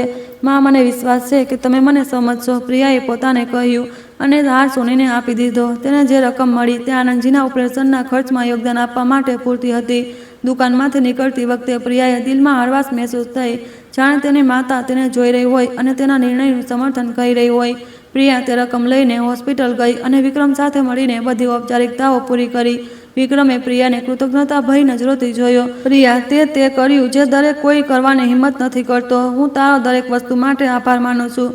પ્રિયાએ ધીમેથી જવાબ આપ્યો, સૌથી જરૂરી એ નથી કે આપણે કેટલું કર્યું, પણ એ છે કે આપણે પૂરી કોશિશ કરી. બપોરે પ્રિયા અને વિક્રમ તે સરનામા પર ગયા જ્યાં આનંદજીએ છોડ્યું હતું. આ એક કહાની જર્જરિત ઇમારત હતી જે એક નાની ગલીમાં ઊંડી હતી. ઘરની અંદર તેમને એક નાનો સંદૂક મળ્યો. જ્યારે તેમણે તેને ખોલ્યો તો અંદરની યાદગાર વસ્તુઓ અને કાગળો જોઈને બંને આશ્ચર્યચકિત થઈ ગયા. સંદૂકમાં આનંદજીનો એક હસ્તલેખિત પત્ર અને કેટલાક દસ્તાવેજ હતા જે તેમના ભૂતકાળની પીડાદાયક વાર્તાને ઉજાગર કરતા હતા. તેમણે જણાવ્યું કે તે ક્યારેક એક સફળ વેપારી હતા, પણ તેમને પોતાના સૌથી સારા દોસ્ત ઠાકુર સાહેબ, જે પ્રિયાના સાવકાર હતા, તેમણે ધોખો આપ્યો હતો. સંદૂકમાં રાખેલા અધૂરા વેપારી કરારથી ખબર પડતી હતી કે ઠાકુર સાહેબ તેમની સંપત્તિ હડપી લીધી હતી અને આનંદજીને દેવાળીઓ છોડી દીધા હતા. આ વસ્તુઓને ન ફક્ત તેમના કરિયરને નષ્ટ કર્યું, પણ તેમને માણસો પરથી વિશ્વાસ પણ ખોવા મજબૂર કરી દીધા અને તેમને પોતાના પરિવારથી દૂર જવું પડ્યું. પ્રિયાએ દરેક લીટી વાંચી ને પસ્તાવા અને દર્દ મહેસૂસ કર્યું જે આનંદજીએ સહન કર્યું હતું. પત્રની છેલ્લી લીટીમાં લખ્યું હતું, હંમેશા યાદ રાખજે, વિશ્વાસ સાચા વ્યક્તિ પર કરવો જોઈએ, પણ દયા હંમેશા જરૂર હોય છે. ક્યારેય પણ પોતાની દયા ન ખોતી, કારણ કે આ સૌથી કિંમતી વસ્તુ છે જેને આપણે જિંદગીમાં બચાવી શકીએ છીએ. વિક્રમે પોતાની મુઠ્ઠી ભીંચી લીધી. તેની આંખો ભાવનાઓથી ભરી હતી. તે પ્રિયા તરફ ફર્યો. પ્રિયા, અમારે સચ્ચાઈનો સામનો કરવો પડશે. હું ઠાકુર સાહેબને વધુ લોકોને ચોંટ પહોંચાડવા નહીં દઈ શકું, જેમ તેમણે મારા પિતા સાથે કર્યું. પ્રિયાએ વિક્રમના ખભા પર હાથ રાખ્યો. તેને શાંત કરવાનો પ્રયાસ કરી રહી હતી. અમારે કંઈ પણ કરતા પહેલા વધુ જાણવું પડશે. જલ્દબાજીથી બધું વધુ ખરાબ થઈ શકે છે. વિક્રમે માથું હલાવ્યું, પણ તેની આંખોમાં હજી પણ દ્રઢ સંકલ્પ હતો. એક સવારે ઠાકુર સાહેબ અચાનક ઢાબા પર આવ્યા. તે સારા કપડાં પહેરેલા હતા. તેમનો રવૈયો કર્જ માંગવા આવનારા ડરામણા માણસથી બિલકુલ અલગ હતો. જ્યારે પ્રિયા ખાવાનું લઈને આવી તો ઠાકોર સાહેબે ધીમેથી માથું હલાવ્યું અને કહ્યું, તે ખૂબ સારું કામ કર્યું છે. ન ફક્ત ઢાબો બચાવ્યો, પણ તેને એક એવી જગ્યા બનાવી દીધી જ્યાં લોકો પાછા આવવા માંગે છે. પણ મને લાગે છે કે અમારે વાત કરવાની જરૂર છે. પ્રિયા આશ્ચર્યચકિત હતી, પણ તેને શાંત રહેવાનો પ્રયાસ કર્યો. તે નહોતી જાણતી કે ઠાકુર સાહેબ શું માંગે છે, પણ તેને લાગ્યું કે આ એક તણાવપૂર્ણ સામનો હશે. પ્રિયાનો નવો ઢાબો ન ફક્ત દ્રઢતા અને દયાનું પ્રતીક બની ગયું, પણ ગામના લોકોને જોડવાનું એક કેન્દ્ર પણ બની ગયું. પણ ઠાકુર સાહેબનું આવવાનું એક ચેતવણીની જેમ હતું કે ભૂતકાળ હજી પૂરો નથી થયો. પ્રિયાનો ઢાબો હવે માત્ર એક એવી જગ્યા નહોતી જ્યાં ગ્રાહકો સ્વાદિષ્ટ ભોજનનો આનંદ લેવા આવતા હતા, પણ આ શેર કરવા અને પ્રેમનું કેન્દ્ર બની ગયું હતું. પારંપરિક સ્વાદવાળા ભોજન, હળવી પીળી રોશની નીચે આત્મીય વાતચીત, આ બધાને ઢાબાનો શાંત ગ્રામીણ વિસ્તારનો એક અવિભાજ્ય ભાગ બનાવી દીધો હતો. ભોજન પછી ઠાકુર સાહેબ બેઠા રહ્યા અને ઢાબાની આસપાસ જોવા લાગ્યા. તેમની આંખોમાં એક ઊંડી વિચારણા હતી અને તે જૂની યાદોમાં ખોવાઈ ગયા હતા. તેમણે કહ્યું, તે ખૂબ સારું કામ કર્યું છે. આ જગ્યાને એક એવી જગ્યા બનાવી દીધી જ્યાં દરેક કોઈ આવવા માંગે છે, પણ મને લાગે છે કે તું આ આખી વાર્તા નથી સમજતી. પ્રિયાએ તેમની સામે ચાનો પ્યાલો રાખ્યો, પોતાની અવાજ શાંત રાખતા. જો તમે જણાવવા માંગો છો તો હું સાંભળવા તૈયાર છું. ઠાકુર સાહેબે ધીમે ધીમે ભૂતકાળ વિશે જણાવવાનું શરૂ કર્યું. તેમણે સ્વીકાર્યું કે તે ક્યારેય આનંદજીના સાથી હતા અને આ વાતને ઇનકાર ન કર્યો કે તેમણે પોતાના દોસ્તના વિશ્વાસનો ફાયદો ઉઠાવ્યો હતો. પણ તેમને એ પણ કહ્યું હતું કે આનંદજી ખૂબ જિદ્દી હતા અને તેમને સલાહ ન માની, જેનાથી ગંભીર પરિણામો આવ્યા. તે હંમેશા માનતા હતા કે દયા બધું હલ કરી શકે છે, પણ વેપારમાં આ ભૂલ છે. ઠાકુર સાહેબે ઠંડી અવાજમાં કહ્યું. પ્રિયા પોતાની ભાવનાઓને રોકી ન શકી અને જવાબ આપ્યો, તમે વિચારી શકો છો કે દયા કમજોરી છે, પણ મારું માનવું છે કે આ સૌથી મોટી તાકાત છે. આ મારી માતાની દયા હતી, જેણે આનંદજીને બચાવ્યા અને એ જ દયા ઢાબાને પાછી લાવી.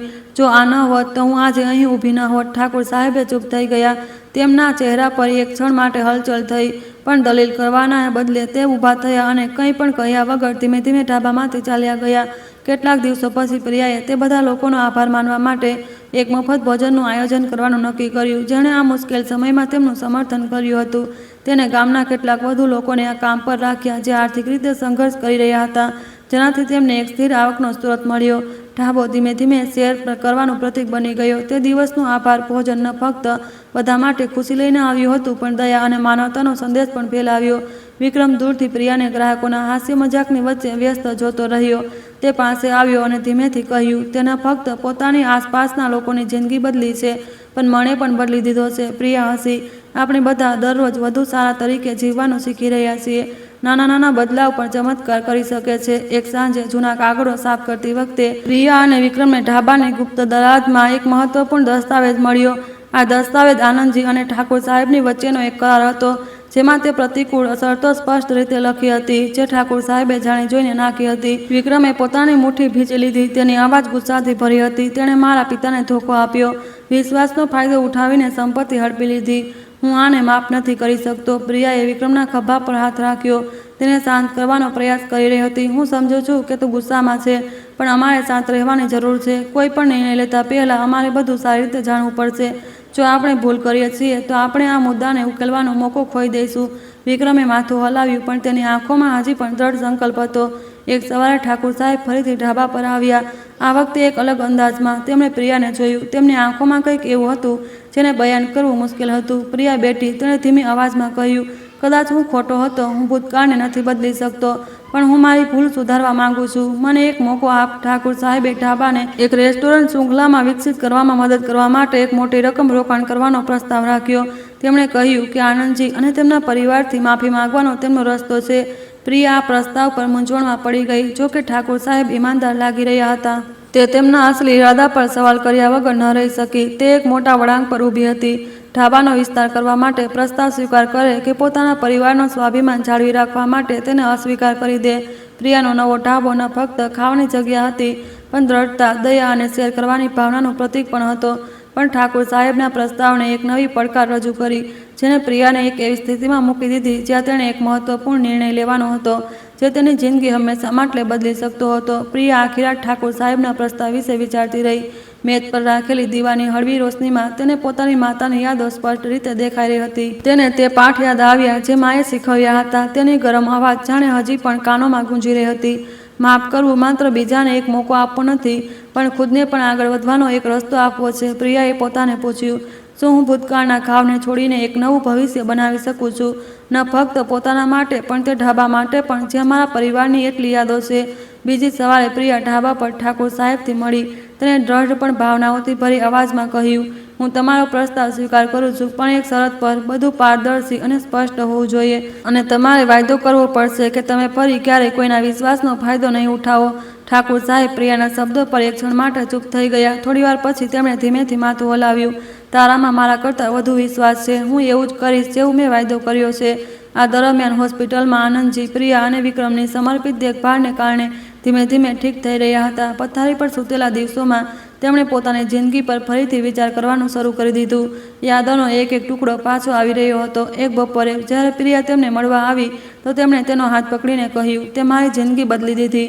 તે જે પણ કર્યું તેણે ફક્ત મને બચાવ્યો, પણ મને દયાનું અસલી મૂલ્ય પણ સમજાવ્યું. પ્રિયા હસી, તમે મને શીખવ્યું કે દયા હંમેશા પાછી આવવાનો રસ્તો શોધી લેશે, અને જ્યારે આપણે તેને આપીએ છીએ તો અનેક ગણી વધી જાય છે. ઠાકુર સાહેબના રોકાણ અને પ્રિયાના અથાગ પ્રયાસોથી ઢાબાનો વિસ્તાર થયો. નવી શાખાઓ ધીમે ધીમે ખુલવા લાગી, પણ ઢાબાના મૂળ મૂલ્યો જળવાઈ રહ્યા. દરેક વ્યંજન દિલથી બનાવવામાં આવતું હતું, જે એક પરિવારની જેમ પોતાનાપણું અને ગરમાહટનો અહેસાસ કરાવતું હતું.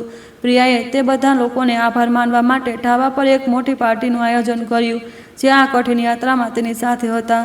ગરમ પીળી રોશનીથી ભરેલા વાતાવરણમાં બધા લોકો બેઠા હતા, પોતાની સરળ પણ સાર્થક જીવનની વાર્તાઓ શેર કરી રહ્યા હતા. પાર્ટીમાં આનંદજી ઊભા હતા, પરિચિત ચહેરાઓને જોયા અને પછી કહ્યું, મેં એકવાર બધું ખોઈ દીધું હતું, સંપત્તિ, પ્રતિષ્ઠા, અહીં સુધી કે પરિવાર પણ એક અજાણીની દયાએ મને બચાવ્યો. આજે હું સમજુ છું કે દયા ન ફક્ત એક વ્યક્તિને બદલે છે, પણ આ આસપાસના લોકોમાં પણ ફેલાય છે, જેનાથી તે વધુ સારું જીવન જીવે છે. જ્યારે પાર્ટી પૂરી થઈ, પ્રિયા અને વિક્રમે દિવાલ પર એક મોટી તસવીર લગાવી. તેમાં તેની માતા આનંદજી અને તેના પિતા હતા. તસવીરની નીચે સરળ લખાવટમાં એક નાની લીટી લખી હતી, દયા એક અનમોલ ઉપહાર છે, તેને પૂરા દિલથી દો અને પામો. પ્રિયાએ તસવીરને જોયું, તેનું હૃદય ભાવનાઓથી ભરાઈ ગયું. તેમણે પોતાના પિતાથી કહ્યું, મને વિશ્વાસ છે કે માં આ બધું જોઈ રહી છે, અને તમે જે કરી રહ્યા છીએ તેના પર તેમને ગર્વ છે. પ્રિયાના પિતાએ માથું હલાવ્યું. તેમની આંખોમાં આંસુ ચમકી રહ્યા હતા, જેને તે છુપાવી ન શક્યા. પ્રિયા ઢાબાના દરવાજા પર ઊભી હતી, રાતની ખામોશીને રોશન કરતા દીવાઓની ઝગમગાતી રોશનીને જોઈ રહી હતી. અંદરથી આવતી હાસ્ય અને વાતચીતની ગરમ અવાજોએ તેને હસવા પર મજબૂર કરી દીધું. તેણે પોતાને કહ્યું, દયા હંમેશા પાછી આવવાનો રસ્તો શોધી લેશે, અને જ્યારે આપણે તેને આપીએ છીએ તો આપણને ન ફક્ત ખુશી મળે છે, પણ આપણને આસપાસના લોકો સાથે ઊંડા સંબંધ પણ મળે છે. ઢાબો હવે માત્ર સ્વાદિષ્ટ ભોજન પીરસવાની જગ્યા ન હતો, પણ તે દિલોને જોડવાનું, શેર કરવાનું અને માનવતાનું પ્રતીક બની ગયો હતો. દોસ્તો, તમે બધા ક્યાંથી અમને સાંભળી રહ્યા છો, નીચે ટિપ્પણી કરીને જરૂર જણાવો. તમને આજની વાર્તા કેવી લાગી, આ પણ અમને જણાવજો. અમે ઈશ્વરથી પ્રાર્થના કરીએ છીએ કે તમે અને તમારો પરિવાર હંમેશા સ્વસ્થ, સુખી અને સુરક્ષિત રહો. જો તમારા જીવનમાં પણ કોઈ આવી જ પ્રેરણાદાયક કે રસપ્રદ વાર્તા છે જેને તમે બધા સાથે શેર કરવા માંગો છો, તો અમને જરૂર મોકલો, જેથી અમે તેને બધા લોકો સુધી પહોંચાડી શકીએ.